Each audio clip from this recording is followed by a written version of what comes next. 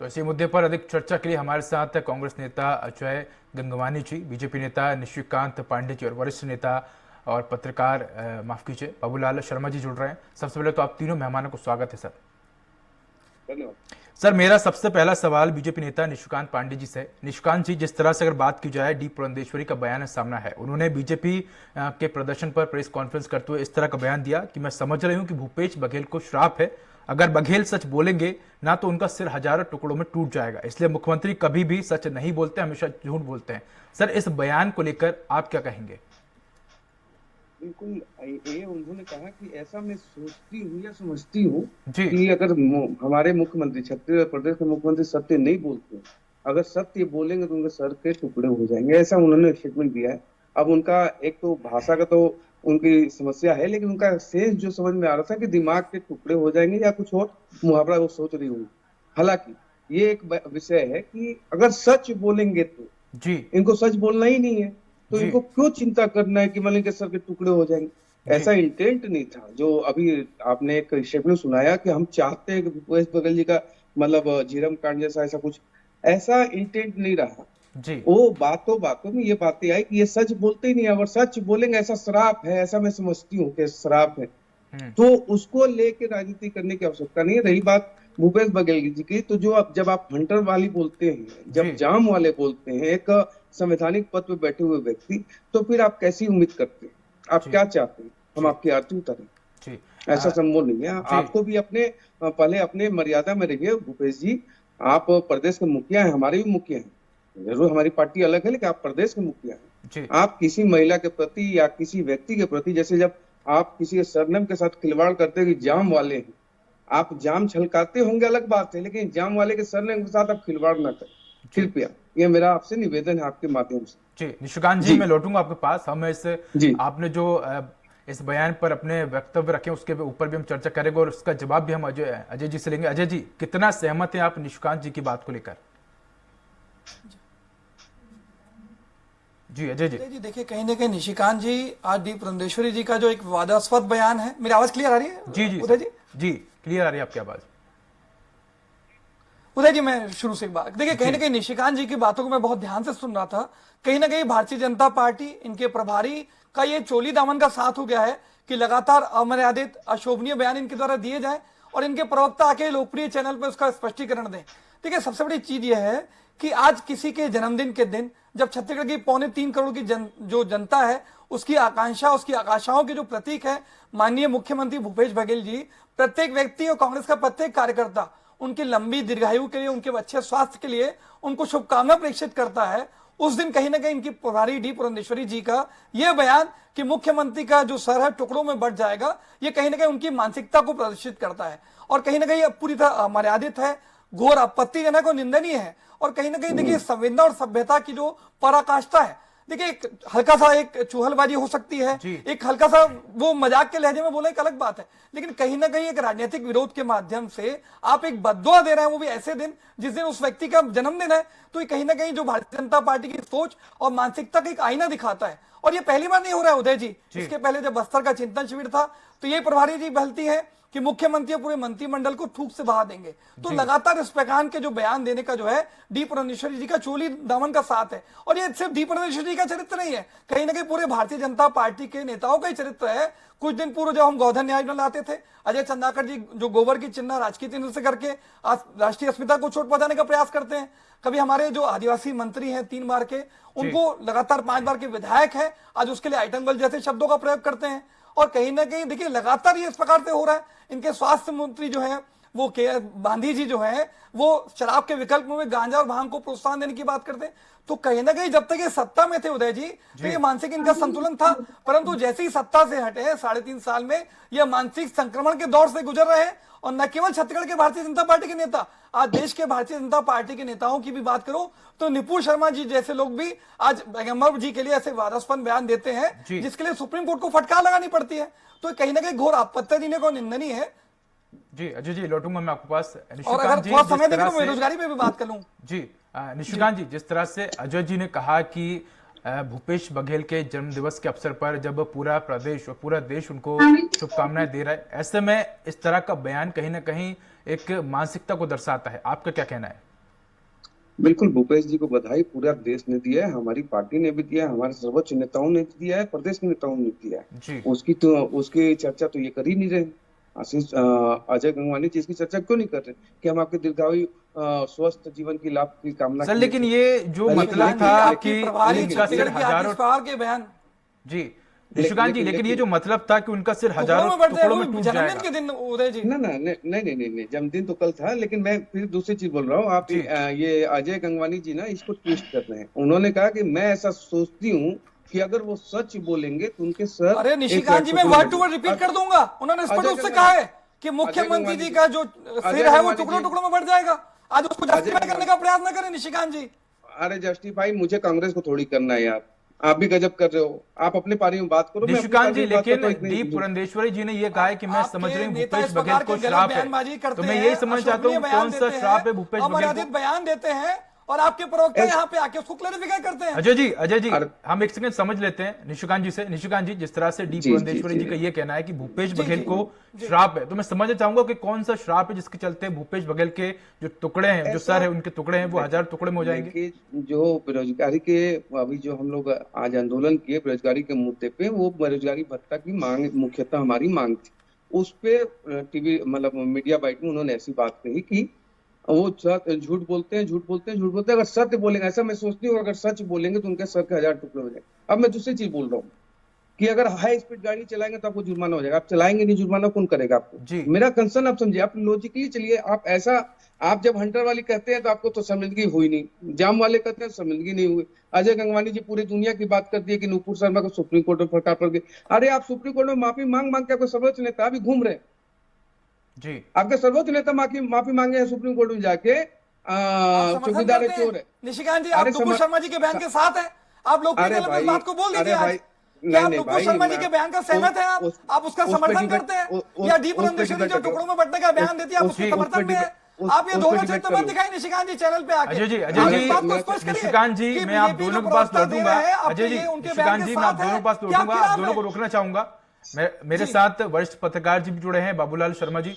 बाबूलाल जी, अगर बात की जाए तो आप इस बयान को किस तरह से देखते हैं? क्योंकि हमने पहली दफा इस तरह का बयान नहीं देखा। इससे पहले भी हमने देखा था कि डी पुरंदेश्वरी जी ने इसी तरह का बयान एक बार और दिया था, जब उन्होंने कहा था कि जब बीजेपी वाले थूकेंगे तो पूरी कांग्रेस और बघेल जी जो हैं वो बह जाएंगे। आप कैसे देखते हैं इन दोनों बयानों को? देखिए, जी मैं अगर भारतीय संस्कृति की जो अपेक्षा रहती है जी उस आधार पर सोचता हूं। मुझे जो भी मैं कहूंगा वो उस अपेक्षा के अनुसार कहूंगा। जी अब मुझे इसमें कांग्रेसी समझने लगे कोई लोग तो मैं नहीं कह सकता, कोई भाजपाई समझे तो मैं नहीं कह सकता, लेकिन मैं जो बोल रहा हूँ निष्पक्ष भाव से बोल रहा हूँ। मैं नहीं मानता कि भारतीय संस्कृति हमको इसकी इजाजत देती है कि हम इस तरह की भाषा का प्रयोग करें। जी मैं ये भी नहीं कह सकता कि पुरंदेश्वरी जी जो है वो किसी ऐसी संस्कृति की हैं जो भारतीय नहीं है, मैं ये भी नहीं कह सकता, क्योंकि वो एक ऐसे व्यक्ति की पुत्री हैं जिन्होंने जीवन भर राम कृष्ण विष्णु न जाने कितने अवतारों का रोल किया है, भूमिका की है। वो बहुत बड़े कलाकार थे टी रामाराव जी, और उनके घर में इतना सांस्कृतिक और धार्मिक माहौल रहता था।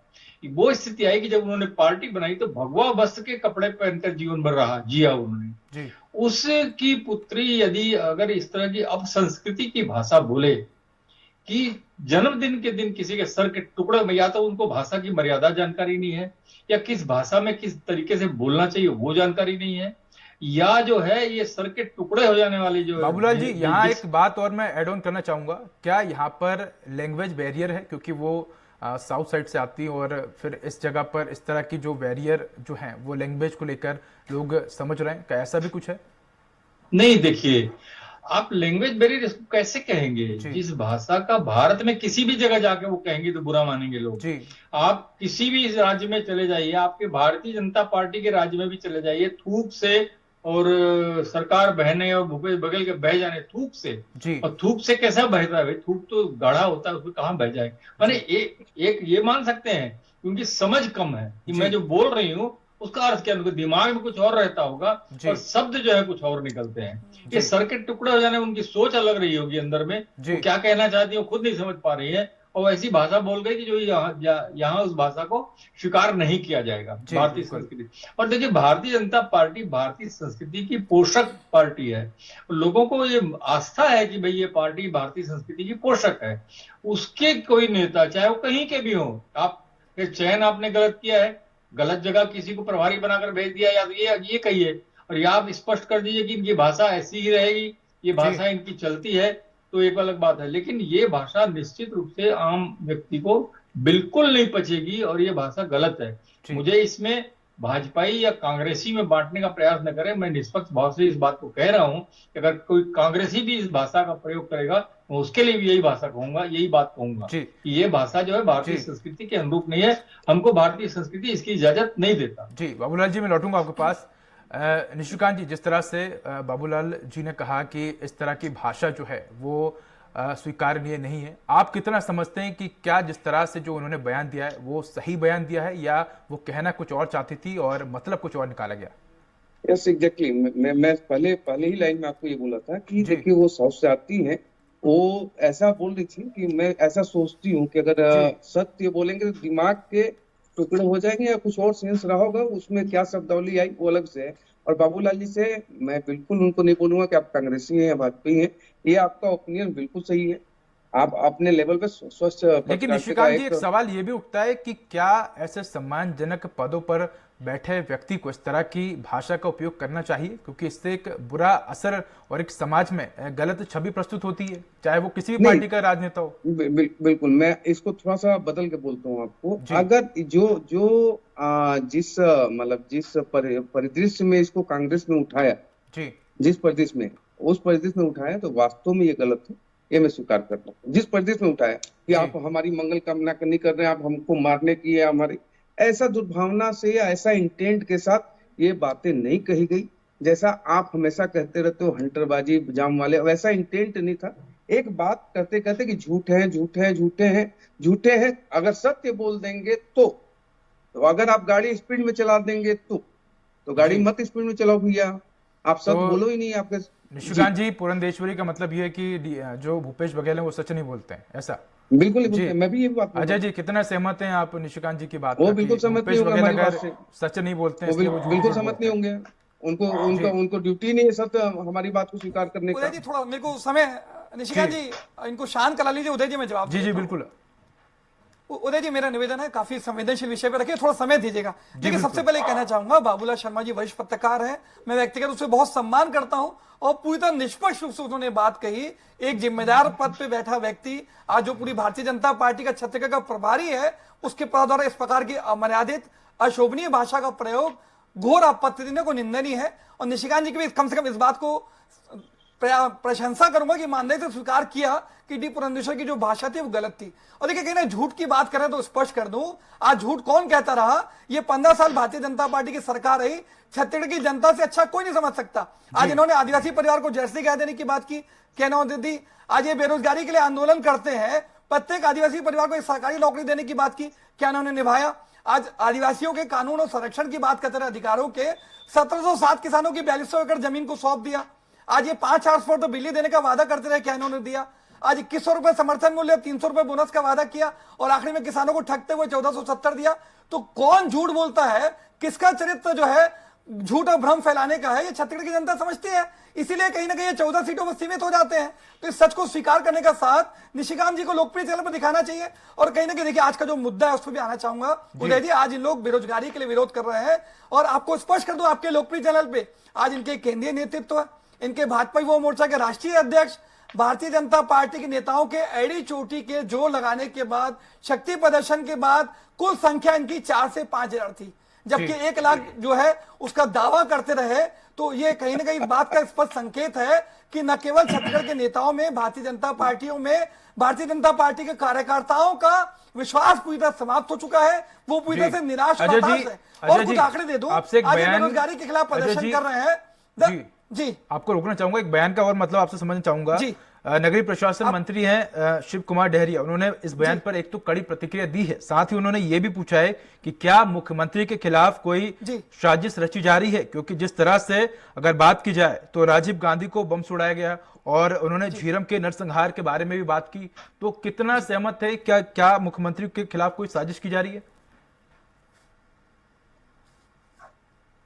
देखिए उदय जी, देखिए शिव डहरिया जी वरिष्ठ मंत्री हैं और देखिए हमने एक आज वो जख्म हमारे आज भी उतने हरे हैं। आज 2013 में झीरम की घटना में हमने कांग्रेस की पूरी पीढ़ी को खोया है और आज भी वो यश प्रश्न है छत्तीसगढ़ की जनता के लिए, उनके परिजनों के लिए कि आखिर उस राजनीतिक साजिश और षड्यंत्र के पीछे कौन था। आज ये उस समय तत्कालीन भारतीय जनता पार्टी की सरकार हो या वर्तमान की केंद्र की मोदी सरकार, ये उस पर्दा उठाना ही नहीं चाहते कि आखिर झीरम के पीछे की जो राजनीतिक साजिश था, षड्यंत्र था, उसके पीछे कौन है। आज जो है नेता प्रतिपक्ष जाके कोर्ट में पीआईएल लगाते हैं, किसके जांच को बाधित करते हैं। तो ये बताना चाहिए भारतीय जनता पार्टी के प्रवक्ता को आखिर किसको बचाने के लिए, किसके इशारे पर झीरम घाटी के सच को सामने नहीं आना चाहते। और हमारा तो स्पष्ट अंदेशा है कि आज कहीं ना कहीं राजनीतिक विरोध एक अपनी जगह है, राजनीतिक बयानबाजी एक अपनी जगह है, परंतु ये दुर्भावनावश आज का एक राजनीतिक साजिश और षड्यंत्र माननीय भूपेश बघेल जी की उसके लिए किया जा रहा है, ये सबसे बड़ा यश प्रश्न है। और उसी की तरफ शिव डहरिया जी ने इंगित किया है कि हमको कहीं ना कहीं ऐसी आशंका है कि तो अजय जी किस तरह का राजनीतिक षड्यंत्र किया जा रहा है, यही समझ चाहूंगा आपसे। अजय जी किस तरह का राजनीतिक षड्यंत्र किया जा रहा है, यही समझ चाहूंगा आपसे। देखिए अभी इस बारे में कुछ कहना जी, देखिए कहीं ना कहीं झीरम में भी हमने पहले खोया, आज फिर से इस प्रकार की बयानबाजी आ रही है, तो इनकी दुर्भावना, इनके राजनीतिक साजिश और षड्यंत्र से इनकार नहीं किया जा सकता। तो मैं लेकिन अभी इस बारे में कुछ कहना बहुत जल्दी होगी, लेकिन कहीं ना कहीं डहरिया जी का जो कमेंट है हमारे माननीय मंत्री जी का, मैं उससे पूरी तरह सहमत हूं। और कहीं ना कहीं ये जो विपक्ष को जो है आज कहीं ना कहीं पूरे देश में इनका चल रहा है। जिस तरह से आपने कई सवाल उदय जी मेरे को 10 सेकंड देते, मैं बात कंप्लीट कर लेता एक छोटा सा। जी जी बिल्कुल 10 सेकंड और देते तो मैं एक बात कंप्लीट कर लेता। 10 सेकंड में अपनी बात कंप्लीट कर लीजिए जी। बस एक 10 सेकंड हो ले रहा हूं। देखिए कहीं ना कहीं बेरोजगारी के लिए आज विरोध कर रहा है, तो आप बेरोजगारी की तुलना दो तरह से कर सकते हैं, या पूर्ववर्ती 15 साल की भाजपा सरकार से, या वर्तमान की केंद्र की मोदी सरकार और अन्य भाजपा शासित राज्यों से। आज बेरोजगारी दर की बात कर दूं, छत्तीसगढ़ में जो बेरोजगारी दर है वो है 0.78। आज पूरे देश में सबसे कम बेरोजगारी दर है, पिछले 6 महीने में 1% से नीचे चल रही है, और राष्ट्रीय बेरोजगारी दर है 6.8%। और जब भारतीय जनता पार्टी की सरकार थी यहाँ पे, सीएमआई के आंकड़ों के अनुसार सितंबर 2018 में जो बेरोजगारी दर थी दैट इज 22.2%। मतलब जिस तरह से आपने बेरोजगारी के आंकड़े बताए हैं और जिस तरह से आज बीजेपी ने बेरोजगारी के मुद्दे को लेकर प्रदर्शन किया, इसी पे मैं सवाल करूंगा निशिकांत जी। जिस तरह के आंकड़े अजय जी ने बताए कि छत्तीसगढ़ में जब से भूपेश बघेल सरकार बनी है तब से लेकर अब तक बेरोजगारी के आंकड़े लगातार देश में सबसे कम है, और जब बीजेपी की सरकार थी तब ज्यादा थे। क्या कहेंगे आप? पहले मैं अपने अजय गंगवानी जी 30 गुना ज्यादा बेरोजगारी थी उदय जी। सर आप ये बताइए, जो ये आंकड़े बता रहे हैं क्या वो सच है? हाँ, अजय जी मैं उसी बात का हूँ। अजय गंगवानी जी, सीएमआई ई का फुल फॉर्म क्या है और कौन सी कंपनी है या एनजीओ है, क्या है? जी अजय गंगवानी जी पता है आपको? पहले मैं देखिए बहुत अच्छा प्रश्न है। देखिए उदय जी आज इसकी हम समझ लेते हैं, मैं बता देता हूं आपको। CMI centre for monitoring Indian economy, ये भारतीय जनता पार्टी के प्रवक्ता नहीं है। 30 सेकंड में आप सवाल का जवाब दीजिए। जो भी निशिकांत जी ने सवाल पूछा है, 30 सेकंड मात्र, 30 सेकंड का समय। सीएमआई का फुल फॉर्म क्या है? सर वो सब एक अलग मुद्दा है, लेकिन जिस तरह से बेरोजगारी के आंकड़े की बात की गई है, चलिए मैं अपनी बात रखता हूँ। अब चलिए मैं अपनी बात रखता हूँ। इन्होंने ये देखिए, मैं पुरंदेश्वरी जी ने जो कहा वही। अजय जी प्लीज, अजय जी हो गया, बोलने का मौका दीजिए जी। अब मैं जो पुरंदेश्वरी जी ने कहा ना उसी से चालू करता हूँ। अगर अजय गंगवानी जी अगर सत्य बोलेंगे ना तो इनको खाना हजम नहीं होगा। 5000 की संख्या बताते हैं, आपको शर्म आ रही है? आपने मतलब सार्वजनिक रूप से बोल रहे 5000 की संख्या। आप बेरोजगारी की बात करते हैं, अजय गंगवानी जी देखिए, मैं आपके बीच में नहीं बोला पूछा कि बेरोजगारी। अजय गंगवानी जी मैं आपके बीच में नहीं बोला। आप आंदोलन अजय गंगवानी जी उसके बारे में, अजय गंगवानी जी मैं आपके बीच में नहीं बोला। भारतीय जनता पार्टी का नहीं, आप ये तरीका नहीं, ये मैं आपकी पूरी बात कोई बात नहीं सुनेंगे, आपको बोलने नहीं दिया जाएगा। ये क्या तरीका है? निशिकांत जी मैं लौटूंगा आपके पास।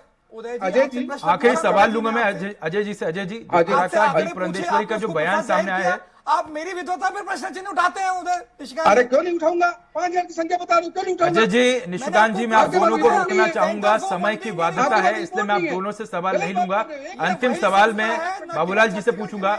बाबूलाल जी, जिस तरह से हम देखते हैं कि राजनीति में आरोप प्रत्यारोप के दौर चलते रहते हैं, आंकड़े जो है आंकड़े की कलाबाजी होती रहती है, लेकिन जिस तरह के आंकड़े बीजेपी और कांग्रेस बताती है वो एक अलग मुद्दा है। लेकिन जिस तरह का आज डी पुरंदेश्वरी ने बयान दिया है, उस बयान को लेकर आपकी अंतिम प्रतिक्रिया जानना चाहूंगा मैं। बाबूलाल जी, देखिए वो राजनीतिक बयान है जी, और उसके मायने निकालने का प्रयास कई प्रकार से हो सकता है। राजनीति में ऐसी भाषाएं आजकल चल रही है। आजकल आप देखिए ना उदय जी, जनहित पर तो बात ही नहीं हो रही है। व्यक्तिगत आक्षेप बयानों पर हमने चर्चा करना पड़ता है।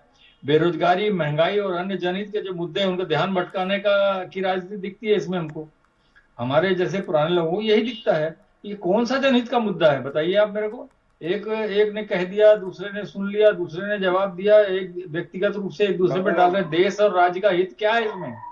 देश और राज्य का क्या हित है? मैंने अभी 2 दिन पहले ही कहा था कि जाम वाले शब्द को जो सीएम ने इस्तेमाल किया, मैंने उसका आलोचना की। ऐसा उनको नहीं कहना चाहिए, वो जिस पद पे बैठे हुए हैं। दूसरी चीज ये है आजकल जो जितना सच की तरह झूठ बोल सकता है ना, वही सफल राजनीतिक कहलाता है भाई साहब। ये सच झूठ का तो मामला कौन सा में दुनिया में, मुझे बताइए, झूठ तो राजनीति का गहना बन गया है आजकल। बताए कौन सा राजनेता झूठ नहीं बोलता दिन भर में एक बार? बताइए, और क्या सबका सर फट जाता है क्या? जी, बाबूलाल जी, कह सकते हैं कि राजनीति अपनी जगह होती है, लेकिन शब्दों का चयन जो है वो सोच समझ कर राजनीति करनी चाहिए, जिससे आने वाले जो जनता है और जो जनता आपको चुनती है उसके बीच एक अच्छा मैसेज आए। अजय जी, हमारे साथ जुड़ने के लिए आपका धन्यवाद। साथ ही बीजेपी नेता हमारे साथ निशिकांत जी जुड़े, सर आपका भी धन्यवाद। तो वरिष्ठ पत्रकार बाबूलाल शर्मा जी जुड़े, सर आपका भी धन्यवाद। तो फिलहाल इस बुलेटिन में इतना ही, नमस्कार।